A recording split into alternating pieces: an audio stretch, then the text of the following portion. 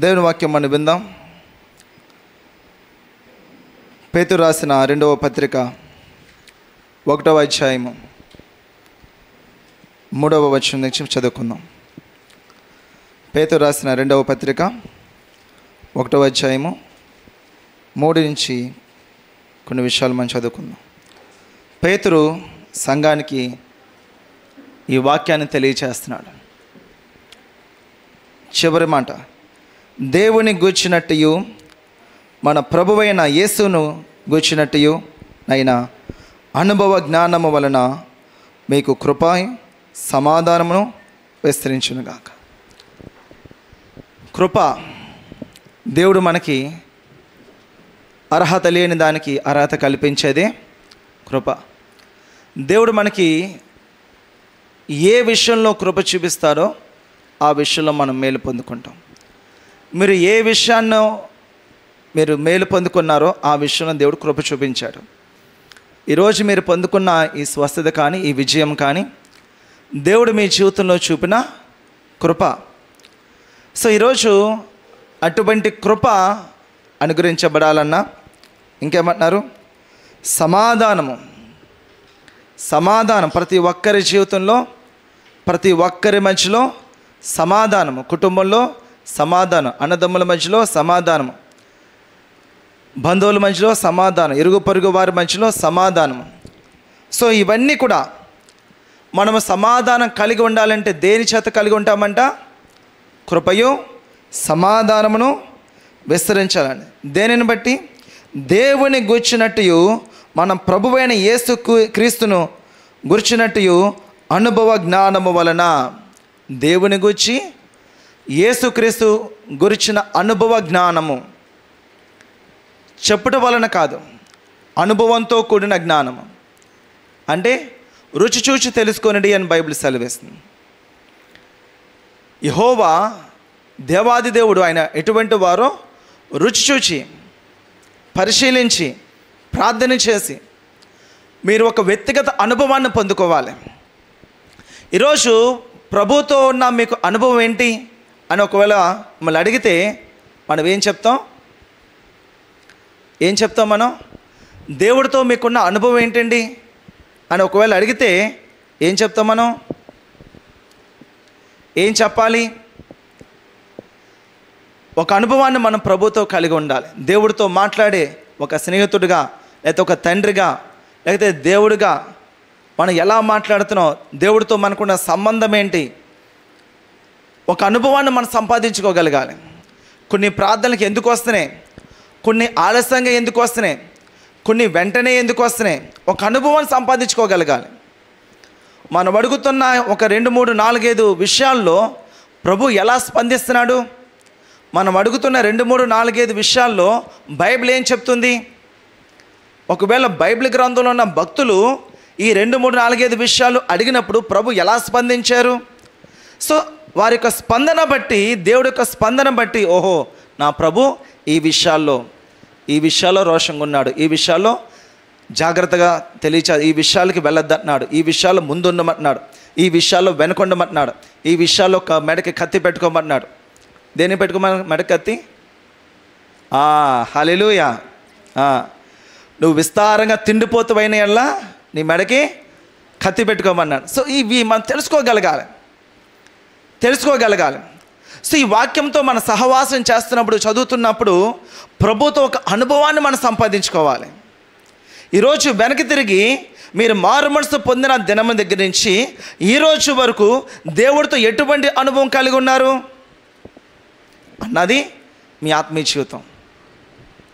ఒకవేళ ఆ ప్రశ్నకి మీరు సరైన సమాధానం మీకు మీరే చెప్పుకోలేకపోతే, మీకు మీరే రాయలేకపోతే ఈరోజు మన సరైన ఆత్మీయ జీవితంలో మనం ముందుకు వెళ్ళట్లేదు. ఈ ఆత్మీయ జీవితం బట్టి ఇంకో 5 ఏళ్ళైనా ఇలాగే ఉంటుంది, ఇంకో 10 ఏళ్ళైనా ఇలాగే ఉంటుంది, ఇంకో 25 ఏళ్ళైనా 60, 70, 80 ఏళ్ళైనా ఇలాగే ఉంటుంది. ఇలాగే చచ్చిపోతాం. మీ ఆత్మీయ జీవితాన్ని మిమ్మల్ని మీరు ఆత్మపరిశీలన చేసుకోండి. దేవుడితో అనుభవ జ్ఞానము సంపాదించండి. అనుభవంతో కూడిన జ్ఞానము. ఇదిగో పలానా విషయంలో, పలానా తప్పు విషయంలో, పలానా పాపం విషయంలో, పలానా వ్యక్తి విషయంలో అవసరత విషయంలో, ఆపద విషయంలో మనం ఎలా ప్రార్థన చేస్తామో, ప్రభు ఎలా స్పందించాడు, దేవుడి ఉద్దేశాలు ఏంటి అని దేవుడి దగ్గర నుంచి ఒక అనుభవాన్ని మనం సంపాదించుకోలేకపోతే మన సరైన ప్రార్థన జీవితం లేదు. టచ్ మీ నాట్ ప్రేయర్ అనమాట. Touch me not spiritual life అంటే ఇది ఇలా ముట్టి వచ్చేసేలాగా, ఇలా ముట్టుకొని ప్రార్థన అయిపోయిందనేలాగా. నో, దేవుడు ఆ ప్రార్థన యాక్సెప్ట్ చేయట్లేదు. అలాగే నీ విస్తరించి ఊర్లో ఉన్న విషయాలు, దేశంలో ఉన్న విషయాలు అన్నీ ధన విస్తరించి ప్రార్థన చేయడం వల్ల మనవి ఆలకించునని అనుకుంటారంట. మత్తయి రాసిన సువార్త 6వ అధ్యాయంలో రాయబడి ఉంటుంది. సో కాబట్టి జ్ఞానానుసారమైన ప్రార్థన, దైవ చిత్తానుసారమైన ప్రార్థన, దైవ చిత్తానుసారమైన ప్రార్థన ప్రభుత్వ ఒక అనుభవాన్ని మనకి కలిగిస్తుంది వాక్యం చదువుతున్నప్పుడు. ఈరోజు మీ జీవితంలోని, నా జీవితంలోని అనుభవ జ్ఞానము సంపాదించాలి. దేవుడి గురించిన అనుభవ జ్ఞానము అది సంపాదించకపోతే మన జీవితం ఎల్లకాలము ఇలాగే ఉంటుందండి. దానివల్ల మీకు ఉపయోగం ఉండదు, మీ వల్ల ప్రభుకి ఉపయోగం ఉండదు, ఎవరికి ఉపయోగం ఉండదు. ఎందుకంటే మన జీవితం అలా పోతుంది అంతే. ఈ గోడకి నేను చెప్పినా ఒకటే, ఇంక ఎవరికి చెప్పినా ఒకటే. 5 ఏళ్ళని 10 ఏళ్ళని గోడలాగే ఉంటుంది, గోడ కదలదు. 2021లో ఈ మందిరం కన్స్ట్రక్షన్ జరిగింది. దాదాపు 3 సంవత్సరాలు అవుతున్నాయేమో. ఈ 3 ఇయర్స్లో గోడలాగే ఉంది. ఎందుకు? అది గోడ కాబట్టి. హల్లెలూయా. ఎందుకు అలాగుంది అంటే అది గోడ కాబట్టి. గోడకి జీవం లేదు, గోడకి ప్రాణం లేదు. ఆ చైర్లు లేకపోతే ఆ కిటికీలకి వాళ్ళకి జీవం లేదు, వాటికి ఆత్మ లేదు. కాబట్టి అవి అలాగుంటే అంతే, అదొక వస్తువు అలా ఉంటుంది అంతే. ఆ ఫ్యాన్ చూస్తున్నావా, అదొక రిమోట్ కంట్రోల్, అది అలా తిరగాలంతే. ఎందుకు తిరుగుతున్నావు దానికి తెలియదు, ఎక్కడ తిరుగుతుందో దానికి తెలియదు. ఈరోజు మన ఆత్మీయ జీవితము అలా మారిపోతుందేమో. జాగ్రత్తగా పరిశీలన చేసుకోవాలి, ఆత్మ పరిశీలన చేసుకోవాలి. మన ఆత్మీయంగా ఎదగాలి. నువ్వు మంచి మార్గంలో వెళ్ళి చెడు మార్గంలో ఎలా వెళ్ళు, నువ్వు ఎటు వెళ్తున్నావన్న ఆత్మ పరిశీలన నువ్వు చేసుకోగలగాలి. అయ్యో నేను ఈ చెడు మార్గంలో వెళ్తున్నాను, తప్పుడు మార్గంలో వెళ్తున్నాను, ఈ మార్గంలో గలిబిలి, వేదన, చింత, కష్టము, దేవుని స్పర్శ, ప్రార్థనలో దేవునికి అనుభవము, దేవుని సన్నిధి దిగట్లేదు, ఏదో జరుగుతుంది, తెలుసుకోగలగాలి. ఎప్పుడైతే దేవుని గురించిన, యేసుక్రీస్తుని గురించిన అనుభవ జ్ఞానము మీరు సంపాదించుకుంటారో అప్పుడు వారి చేతుల్లో కృప విస్తరించబడుతుంది, సమాధానం విస్తరించబడుతుంది. ఎందుకు? వారి సమాధానం అంటే ఎందుకంటే దేవుని యొక్క అనుభవ జ్ఞానం ఉంది కాబట్టి ఎవరితోనూ గలిబిలి ఉండదు, ఎవరితోనూ వేదన ఉండదు, ఎవరితోనూ గొడవలు ఉండవు, ఎవరితోనూ ఇబ్బందులు ఉండవు. దేవుని యొక్క అనుభవ జ్ఞానమును బట్టి. సో కాబట్టి ఈరోజు సర్వశక్తి గల దేవుడు మనిషితో వచ్చి వాదన చేస్తాడని, గొడవాడతాడా, ఫైట్ చేస్తాడా? ఆయన ఏంటి, ఆయన జీవితం ఏంటి, ఆయన స్థితి ఏంటి? ఆయన వచ్చి మనతో మాట్లాడతాడా? సెలవుల్ ఆయన మాట్లాడు. ఒకవేళ మనం అలా అనుకుంటే మన జీవితం మన దగ్గర ఉంటుంది, కానీ ప్రభుకి ఏమీ ఒరగదు, ఏమీ పోదు. ఆయన స్థితిని ఎప్పుడు కూడా ఆయన తగ్గించుకోడు. సో కాబట్టి ప్రతి ఒక్కరు కూడా ప్రభుతో ఒక అనుభవ జ్ఞానం మనం సంపాదించుకోగలగాలి. తర్వాత ఏం చెప్తుంది? ఆ మహిమ గుణాతిశయములను బట్టి మనకు అమూల్యములను అత్యధికములనైన వాగ్దానములను అనుగ్రహించి ఉన్నాడు. హల్లెలూయా. అత్యధికములైన వాగ్దానములు, అందరూ చెప్పండి. వాగ్దానము ప్రతి విషయంలో, ప్రతి ఒక్కరి జీవితంలో వాగ్దానంతోనే ముందుకు వెళ్ళాలి. గుర్తుపెట్టుకోండి. ఈ సంవత్సరము మీ జీవితంలో దేవుడిచ్చిన వాగ్దానం ఏంటి? ఈ నెలలో దేవుడు మీకు ఇచ్చిన వాగ్దానం ఏంటి? ఈ వారంలో దేవుడు మీతో మాట్లాడుతున్న వాగ్దానం ఏంటి? పట్టుకోవాలి. వాగ్దానం లేకపోతే ఏమవుతుందంటే గురిలేని ప్రయాణం అయిపోద్ది. ఎవరు చేస్తారు గురిలేని ప్రయాణం? ఎక్కడికి వెళ్తారు?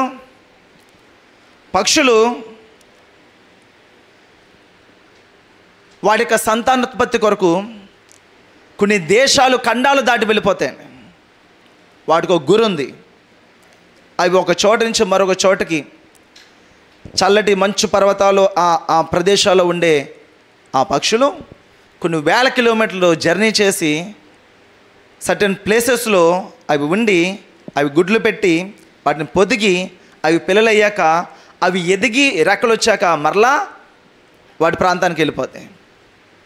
మరలా అవి గుడ్లు పెట్టే సమయం మరలా రిటర్న్ వచ్చేస్తుంటాయి. పక్షులకు ఒక గమ్యం ఉందండి. వేల కిలోమీటర్లు వెళ్తున్నా సరే దానికి ఒక గమ్యం ఉంది. నేను ఒక ఖచ్చితమైన పని నిమిత్తము నా ప్రయాణం ఉంది. ఈరోజు మన ప్రయాణం ఏంటి? అందుకే ప్రభు అంటాడు, ఆకాశ పక్షులు చూడము, అవి విత్తవు, వడకవు, కొయ్యవు, కానీ పరలోకపు తండ్రి వాటిని పోషిస్తున్నాడంట. ఈరోజు వాటికి ఆత్మ లేదు, శరీరం ప్రాణం మాత్రమే ఉంది. దేవుడు తన ఆత్మనిచ్చిన మనము, పక్షులు మనం నమ్ముతున్నాయి కానీ దేవుడు వాటికి అన్నీ సమకూరుస్తాడని మనిషి నమ్మలేకపోతున్నాడు. మనిషి విశ్వసించలేకపోతున్నాడు. మనిషి విశ్వాసం అంతా దీంతోనే వేస్తే యోగోపయోగంకి ఎలా చూస్తారు. ఇచ్చావంటే ఓ నువ్వు ఎంత గొప్పవాడువో, యోగోపయోగం అంటే ఇంకంతే, దేవుడి దగ్గర ఎవడరా నువ్వు అంటారు. ఎవరైనా సరే దేవుడు అక్కడ డబ్బు కావాలి, నాకు ఇప్పుడు టేబుల్ మీద డబ్బులు పెట్టు, అది కావాలి. మనుషులందరూ కూడా ఈరోజు మన శరీరం, మన ఆత్మదేహాలు జాగ్రత్త జాగ్రత్త. మనం వేటిని పట్టుకుంటున్నామో, వాగ్దానం ఉందా మన జీవితంలో? వాగ్దానంతో ముందుకు వెళ్తున్నామా మన జీవితంలో? మీ వ్యక్తిగత వాగ్దానం ఏంటి? మీ కుటుంబ వాగ్దానం ఏంటి? మీకు ఒకవేళ మీ పిల్లలు వాగ్దానాలు ఏంటి? వారి దర్శనాలు ఏంటి? దేవుడు ఎందుకు ఇచ్చాడు? కుమారుని ఎందుకు ఇచ్చాడు? కుమార్తెను ఎందుకు ఇచ్చాడు?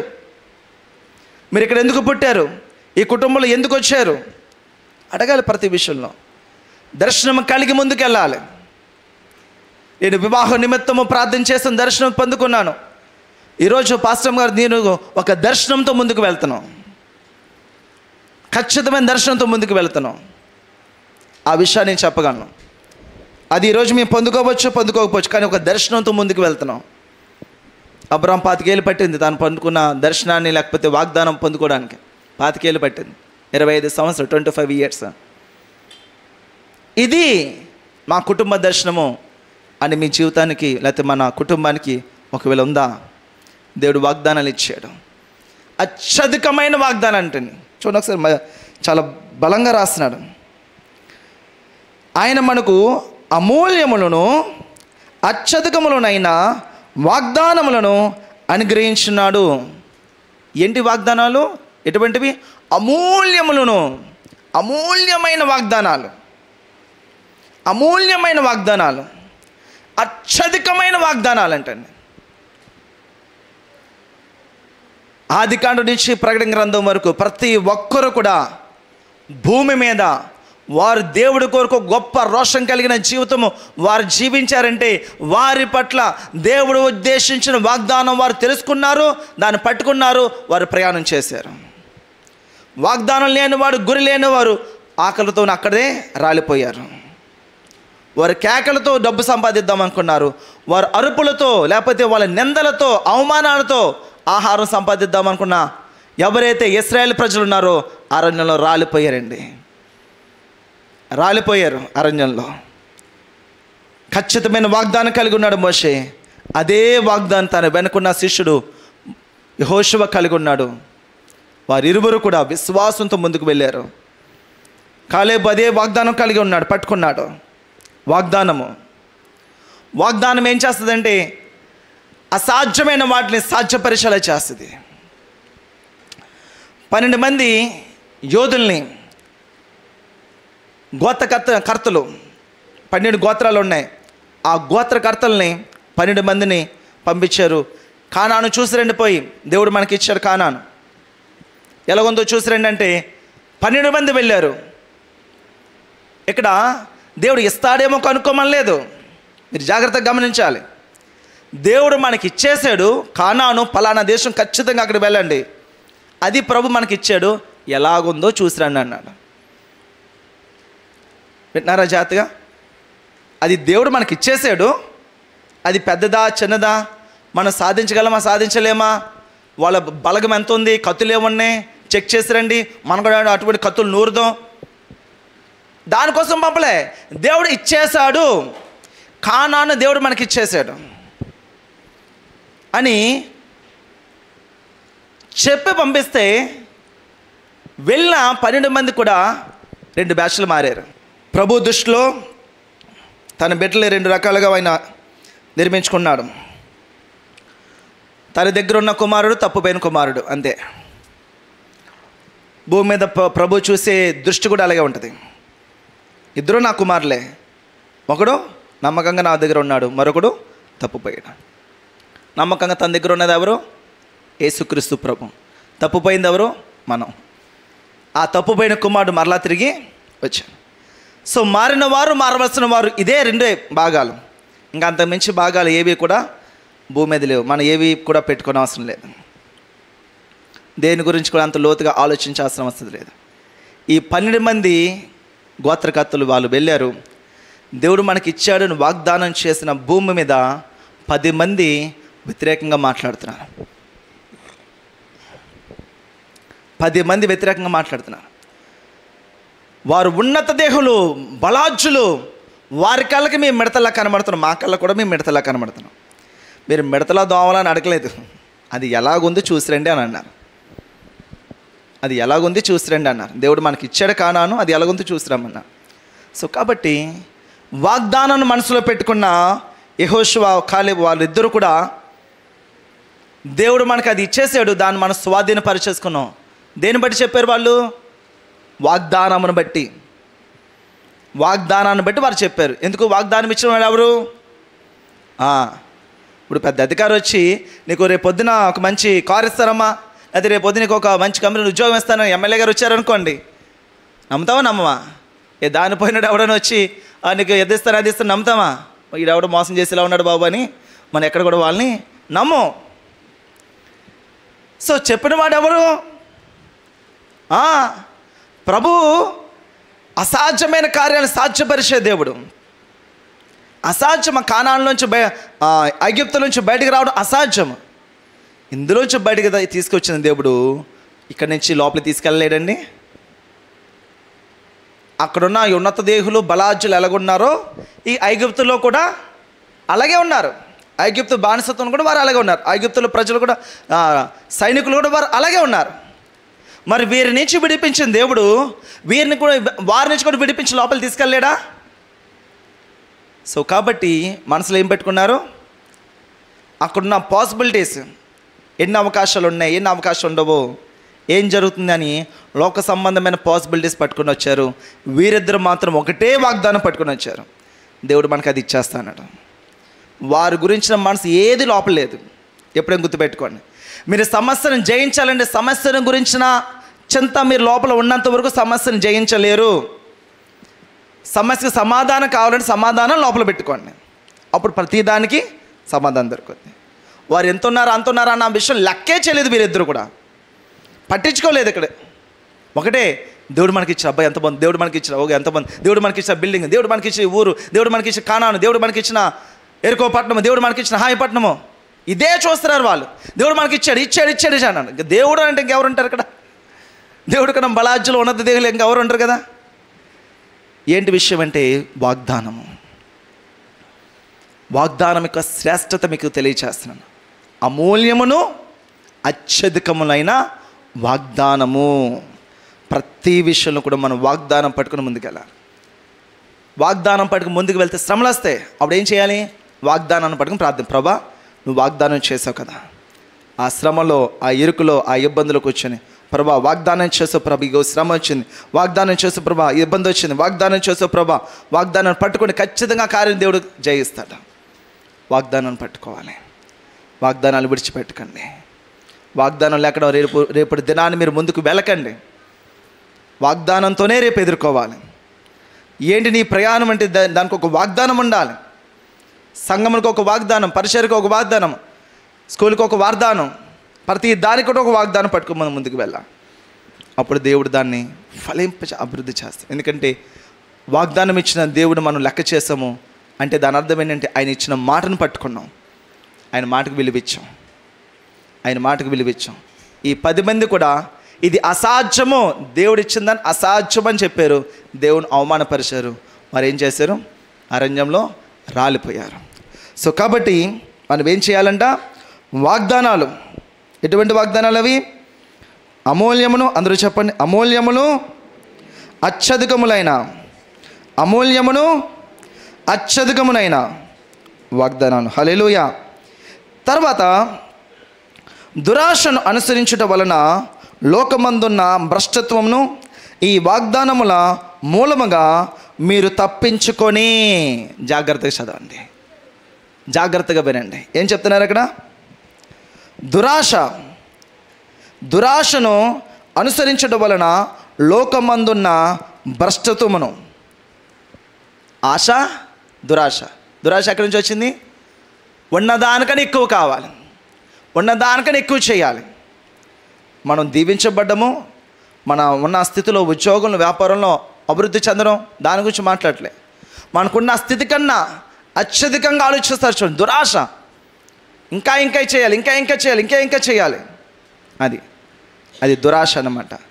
ఆ ధనము మీద మనసు పెట్టుకోవడం, ఆ స్థితి మీద మనసు పెట్టుకోవడం, పగలో రాత్రి అదే కళ్ళలోకి వస్తుంటుంది. అయ్యే ఐడియాలు వస్తుంటాయి. దేనివల్ల ఐడియాలు వస్తున్నాయి మీకు? ఎటువంటి దర్శనాలు వస్తున్నాయి? ఎటువంటి కళ్ళు వస్తున్నాయి? అదే మీ ఆశ. అది ఆశ, దురాశ. జాగ్రత్త చూడండి. దురాశను అనుసరించడం వలన లోకమందున్న భ్రష్టత్వము. లోకంలో ఏముందమ్మా? భ్రష్టత్వము. దేనివల్ల వచ్చింది? దురాశ వలన. మనం కలిగిన స్థితిలో దేవుని స్తుతించాలి. ఈరోజు నేను ఏమై ఉన్నానో ప్రభుని స్తుతించాలి. ప్రభు కార్యం చేస్తాడు. వాగ్దానం బట్టి సంతోషించేవాడు ఖచ్చితంగా అంతము వరకు ముందుకు వెళ్తాడు. పరిస్థితులను చూసి చింతించేవాడు ఎప్పటికీ ముందుకు వెళ్ళడం. ఆ జీవితం అంతా ఏడుతూనే బతుకుతుంటాడు. ఎందుకంటే ఈరోజు ఏమి ఇవ్వలేదేటి, ఈరోజు ఏం చేయలేదేటి ప్రభు, ఇక్కడ కూడా చేయలేదేటి ప్రభు. ఇదే గొడవాడికి. ప్రభు ఏంటో గొడవ లేదు, ప్రభు ఏం చేశాడు అనేదే గొడవ, ప్రభు ఏమి ఇచ్చాడు అనేదే గొడవ, ప్రభు ఎలా నడిపిస్తాడు అనేదే గొడవ. జాగ్రత్తగా పట్టుకోవాలి. వాగ్దానం పట్టుకొని మనం ముందుకు వెళ్ళాలి. వాగ్దానం లేకపోతే ఏమవుతుంది చూడండి ఇక్కడ. దురాశ అనుసరించడం వలన లోకమందు భ్రష్టత్వము ఈ వాగ్దానముల మూలంగా మీరు తప్పించుకుంటారు. వాగ్దానం ఉంటే దురాశకు మనం వెళ్ళబంటండి, భ్రష్టత్వంలోకి వెళ్ళబంట. వాటి నుంచి తప్పించుకుంటాం. దేన్ని బట్టి? వాగ్దానాలను బట్టి. చూసారా మరి ఎంత ఉపయోగపడుతున్నాయి వాగ్దానాలు? మనం అనుకున్న, లేకపోతే దేవుడి చిత్తమును రీచ్ అవ్వడానికి, అది పొందుకోవడానికి వాగ్దానాలు ఉపయోగపడుతున్నాయి. అది పొందుకునే క్రమంలో లోకంలో ఉన్న ఈ దురాశలు, ఈ దుష్టత్వంలో పడకుండా వాగ్దానాలు ఏం చేస్తున్నాయి? విశ్వాసంతో ముందుకు వెళ్ళడానికి సహాయపడుతున్నాయి. అది వాగ్దానం యొక్క విలువ. అందుకే వాగ్దానాలు ఎత్తిపెట్టి ప్రార్థన చేసుకోండి అని అంటారు. మార్నింగ్ ప్రేయర్లో చాలా వాగ్దానాలు మేము ఎత్తిపెట్టి ప్రార్థన చేస్తుంటాం. వాగ్దానాలు ఖచ్చితంగా అవి మన జీవితంలో నెరవేర్చబడుతూ ఉంటాయి. మనం ఫలింపు చూస్తాం. వాటిని పలకాలి, నమ్మి పలకాలి. ఆయన పొందిన దెబ్బల చేత స్వస్థత కలిగి ఉన్నావు, అంతే. నమ్మి పలకాలి, మాట విడుదల చేయాలి. విశ్వాసము. మీరు ఎప్పుడైతే దాన్ని ప్రారంభించారో పలుకుతున్నప్పుడు, మాట్లాడుతున్నప్పుడు మీ విశ్వాసం కొంచెం బలపడుతూ ఉంటుంది. అది పరిపూర్ణమైన స్థాయికి వచ్చేస్తుంది. విశ్వాసం కలిగి ఉండాలి. యేసు ప్రభు ఆయన దగ్గరకు వచ్చాను, నేను ప్రార్థన చేస్తే ప్రభు ఈ కార్యం చేసి, నువ్వు వాగ్దానం చేసి, ప్రభా ఇదిగో ప్రభా రహస్యమందు దాచబడి దాన్ని దీనికి ఇస్తారన్నావు కదా ప్రభా, మమ్మల్ని ధనవంతులుగా చేయడు, నువ్వు దరిద్రుడు అయ్యాక ప్రభా. వాగ్దానాలు పట్టుకోవాలి. సో దేవుడు కార్యం చేస్తాడు. దుష్టత్వంలో పడకుండా, దురాశలో పడకుండా వాగ్దానాలు మనం తప్పిస్తాయంట. దైవ స్వభావం నందు తప్పించుకొని దైవ స్వభావం నందు పాలువారగినట్లు వాటిని అనుగ్రహించాడంట. ఈ దుష్టత్వం నుంచి తప్పించుకొని ఏమవ్వాలంట? దైవ స్వభావంలోనికి మనం మార్చబడాలి. దేని ద్వారా మార్చబడతాం? వాగ్దానాల వలన దైవ స్వభావంలోనికి మనం మార్చబడతాం. యేసు ప్రభువారు ఈ భూమి మీద జీవించిన అంతసేపు కూడా నన్ను పంపించినవాడు అనే మాట్లాడాడు ఆయన. అదే వాక్యం సెలవిచ్చాడు. పరలోకమందున్న తండ్రి ఆయన ఎలా చెప్తున్నాడు, ఎలా తెలియజేస్తున్నాడు, ఆయన ఎలా ఉద్దేశించున్నాడు. నేను ఆయన యందు ఉన్నాను, మీరు నా యందు ఉన్నారు, మీరు ఆయన యందు ఉన్నారు. తండ్రి ఏది చెప్తున్నారో అదే మీకు తెలియచేస్తున్నాను. తండ్రి వేలుతో మీకు అద్భుతాలు చేస్తున్నాను. తండ్రి ఎంతనైతే నా ఎద్దుకు పంపిస్తాడో అందరిని కూడా, ఎవరిని గద్దించగలడో ప్రతి ఒక్కరు కూడా నేను ఆహ్వానిస్తాను, స్వీకరిస్తాను. అతని నోటంతా కూడా వాగ్దానమే. తండ్రి తండ్రి తండ్రి తండ్రి పంపించిన ఆయన చిత్తము చేయడమే యేసు ప్రభుకి భోజనమును పానమును. సో ఈరోజు ప్రభు మాట్లాడుతున్నాడు, దైవ స్వభావం నందు పాలువారు అగునట్లు వాటిని అనుగ్రహించాడంట దేవుడు మనకి. వాగ్దానాలు పట్టుకోండి. ఈరోజు మీరు ఇంటికి వెళ్ళిన తర్వాత బైబిల్ గ్రంథంలో ఉన్న వాగ్దానాలు కొన్ని రాసుకోండి, కొన్ని చదువుకోండి. ఆ వాగ్దానాలను పట్టు పలకండి. 1-2 సార్లు పలకండి. నువ్వు పో ప్రతి స్థలంలో, ఇదిగో నీకన్నా ముందుగా నా దూతను పంపుచున్నాను అని ప్రభు మాట్లాడుతున్నాడు. నేను తలగా చేస్తాగా తోకగా చేయనంటున్నాడు, పైవాడిగా చేస్తాను కిందవాడిగా చేయనంటున్నాడు, ఇచ్చేవాడిగా పుచ్చుకుని వాడిగా చేయనంటున్నాడు. ఆయన ముదిమి వచ్చే వరకు ఎత్తుకుని వాడిని నేనే, నా అరచేతిలో చెక్కుకున్న వాడిని నేనే. నీ ప్రాకారం నా సముఖం ఉన్నాయి. నీ పక్క 1000 మంది కూలినా, నీ కుడి పక్క 10,000 మంది కూలినా, జాగ్రత్త చూసుకోండి. నీ పక్క 1000 మంది కూలిపోయారు, నీ కుడి పక్క 10,000 మంది కూలిపోయారు. అంటే మీ వాళ్ళందరూ ఏ అపాయం నీ దగ్గర రాదు, యుద్ధంలో ఉన్నాడు. దీని వాగ్దానం యొక్క అర్థం ఏంటంటే, యుద్ధంలో ఉన్నారు, యుద్ధానికి వెళ్తున్నారు. సైనికులు ఇటు పక్క 1000 మంది, ఇటు పక్క 10,000 మంది ఉన్నారు. పదండ్రా యుద్ధం గెలుద్దాం అనుకుంటున్నారు. పక్క 1000 మంది కూలిపోయారు. కూలిపోతే ఏమైపోద్ది? నెక్స్ట్ ప్రమాదం ఎవరి మీదకి వస్తుంది? ఒరే 10,000 మంది పదండ్రా అంటారు. ఈ 10,000 మంది కూలిపోయారు. వాళ్ళు అందరూ కూలిపోయినా సరే అపాయం నీ దగ్గరికి రాదు. అది వాగ్దానం అంటే. దాని మీనింగ్ అది. ఈ పక్క 1000 మంది కూలినా, నీ కుడి పక్క 10,000 మంది కూలినా ఏ అపాయం నీ దగ్గర రాదు. అది వాగ్దానం. సో ఇటువంటి వాగ్దానాలు మనం పట్టుకొని నమ్మి పలికితే ఆ వాగ్దానాలు మన జీవితం మీద క్రియేట్ చేస్తాయి. ఎందుకంటే మనిషి బతికే రొట్టు గురించి వల్ల కాదు, రొట్టు వల్ల కాదు, దేవుడి నోటి నుంచి వచ్చే ప్రతి మాట వల్ల బ్రతుకును. నువ్వు బతకాలంటే వాక్యంలో ఉన్న వాగ్దానం. నేను బ్రతకాలంటే వాక్యంలో ఉన్న వాగ్దానం. ఈ వాగ్దానాలు పట్టుకున్నప్పుడు ఆ మాట బట్టి బ్రతికేస్తాం, ఆ మాటను బట్టి బ్రతికేస్తాం. ప్రభు మాట్లాడతాడు, ఎన్ని మార్లు గద్దించినను, చెప్పండి అందరూ, లోబడి నొల్లని వాడు మరి తిరుగు లేకుండా గట్టిగా నాశనమగును. ప్రార్థన చేసుకుందాం. ప్రభువానికి వందనములు, స్తోత్రములు తండ్రి. ఈరోజు ప్రభు యొక్క ప్రేమ, ప్రభు యొక్క దయ, విశ్వాసము, వాగ్దానాలు జ్ఞాపకం చేసుకుందాం. స్వరమెత్తి ప్రార్థన చేయండి. ప్రభు సందులో అడగండి ప్రభుని. యేసయ్యా ఈ విషయంలో తండ్రి ప్రభా నేను తక్కువగా కనబడుతున్నానయ్యా. ఈ విషయాన్ని ఏదో నా స్వార్థము, ఏదో నా కోపము, నా అహంకారము, నా ఇష్టము, నాకు నచ్చింది, నాకు తోచింది అనుకుని ముందుకెళ్ళిపోయిన ప్రభా, ఈరోజు దాని ప్రతిఫలం నేను పొందుకుంటున్నాను. ప్రభా పట్టుకోండి నాన్న.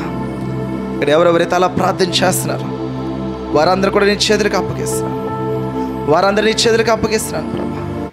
నీవే బలపరచండియ్యా, నీవే సహాయం చేయండి నాన్న.